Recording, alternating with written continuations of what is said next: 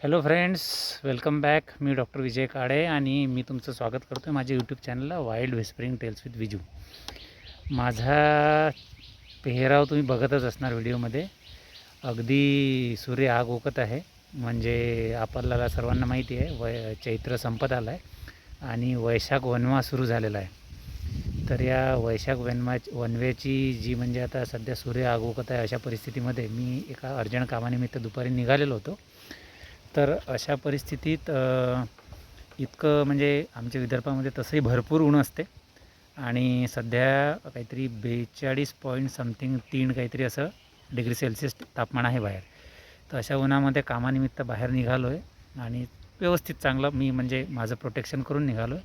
But अशा इतक्या उन्हात जात असताना तुमच्या डोळ्याला अगदी असा एक सुखद धक्का किंवा मग आँखों को ठंडक पोहोच गई असं जर सीन म्हणता येईल किंवा एक दृश्य मला दिसलं समोर, ते मी तुमच्याशी शेअर करणार आहे आणि तुम्ही बघा. तुमच्या डोळ्याला तुम्हारे आँखों को भी ठंडक पहुंचेगी वो देख के. 42.3 डिग्री सेल्सिअस तापमानामध्ये मी हे दृश्य तुम्हाला दाखवत आहे. सध्या स्पेशल व्हिडिओ तुमच्यासाठी घेत आहे. सो स्टे ट्यून आणि बघा, 1-2 मिनटात दाखवतो. बघा मंडळी, हे आहे ते सुखद दृश्य. किती विशाल वडाचं झाड आहे बघा. वरपर्यंत माझ्या पूर्ण एका फ्रेममध्ये पण बसत नाही आहे. खूप मोठा वड आहे बघा. इथून हा पूर्ण त्याचा पसारा पसरलेला हे पूर्ण मोठं वडाचं झाड आहे. सोबतीला इकडं हे एक छोटं हे जे आहे हे कवीट आहे. हे छोटं आहे सध्या, पण हा वड बघा. माय गॉड, तुम्हाला त्याचं जवळून थोडीशी, आता वड काय नवीन त्यात, वड तर भरपूर आहेत सर्वीकडे आहेत, बट इतका असा विशाल वड मी खूप वर्षांनी बघतो आहे. म्हणजे माझ्या एरियामध्ये तरी मला खूप दिवसांनी दिसला आहे. त्याला फळं पण आली आहेत बरीचशी. बघा, फळं पण लागली आहेत आहे ना. फळं पण लागली आहेत छान आणि चांगला फुललेला आहे. जवळपास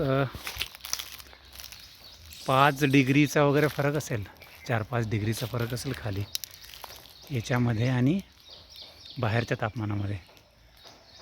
किती विशाल कॅनोपी आहे बघा याची. माय गॉड, आहे ना, किती विशाल वृक्ष आहे ना. असे वृक्ष फार आता तुरळक राहिलेत.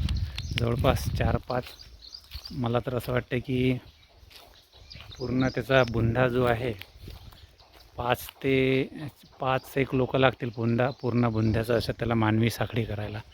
आणि ह्या पारंब्या त्याच्या सपोर्टिंग ब्रांचेस, हे जे रूट्स आहेत, ह्या पारंब्या सध्या टेकल्यात खाली. ही पण एक छोटी पारंबी टेकली आहे खाली. ह्या आता सध्या छोट्या आहेत, पण किती मोठा वृक्ष आहे बघा.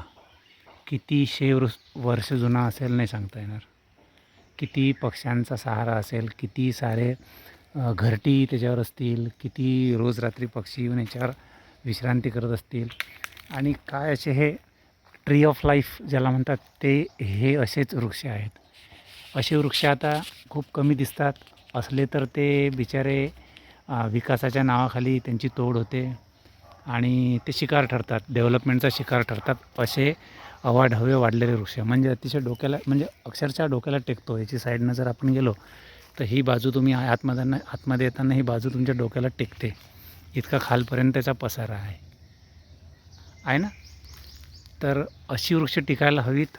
आणि तुम्हाला येणाऱ्या पावसाळ्यामध्ये जर वृक्ष लावायचे असेल तर असे देशी वृक्ष लावा की जेणेकरून त्याचं, हे बघा, काही फांद्या तर पडलेल्या पण आहेत त्याच्या, छाटल्यात ह्या. असे वृक्ष लावा जेणेकरून पर्यावरणाला त्याचा भरभरून फायदा होईल. ऑफकोर्स मॅनकाइंडला पण त्याचा भरभरून फायदा होईल. किंवा मग तुम्हाला शक्य नसेल लावणं झाडं, तर तुम्ही जे आहे लावलेलं त्याचा चांगला सांभाळ करा. बघा खाली सगळं याचं हेच कुजून चांगलं खत बनतं आहे ना. याचंच खत बनतं. तर तुम्ही जे झाडं लावलेली आहेत अशी त्यांना जपा, त्यांचा सांभाळ करा आणि पावसाळ्यामध्ये येणाऱ्या अशा वृक्षांची लागवड करा की जेणेकरून निसर्गाला भरभरून फायदा होईल. त्याच्यात वड असेल, पिंपळ असेल, कडुलिंब असेल, खूप छान वृक्ष आहे हा. तर नक्की याचं आपण येणाऱ्या पावसाळ्यात लागवड करूया आणि अशा वृक्षांचं जतन करूया आहे ना.